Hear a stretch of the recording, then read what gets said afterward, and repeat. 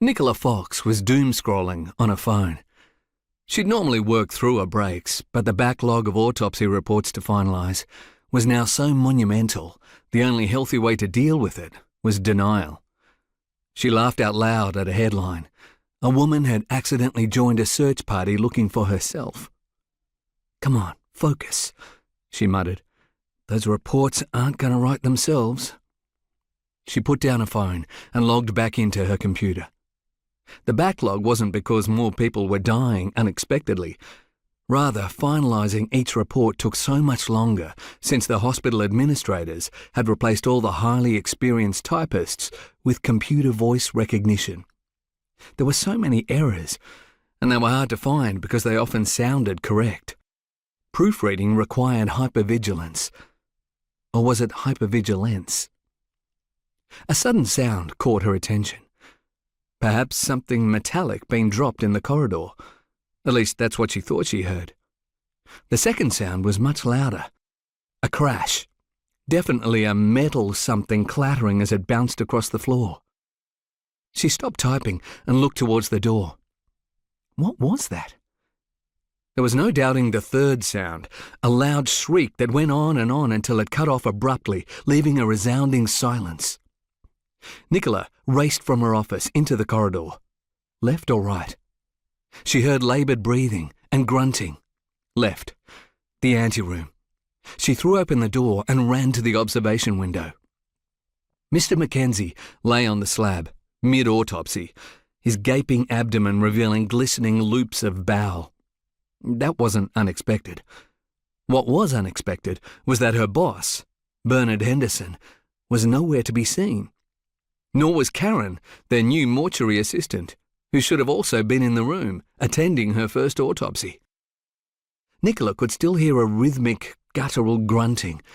She barged through the doors into the autopsy suite and found Karen out cold, lying on the floor, her chest rising and falling gently with each breath, but her eyes staring vacantly. A large red lump of flesh snuggled up against her right cheek, almost like a pillow. A liver. Presumably Mr. Mackenzie's. Lying beside it was an upturned stainless steel dish. Blood was smeared on her cheeks and gown. Poor Karen must have fainted. Then Nicola saw Bernard, also on the floor. His face had a shocking blue pallor, and his arms and legs were jerking violently backwards and forwards, his laboured breathing erupting in grunts.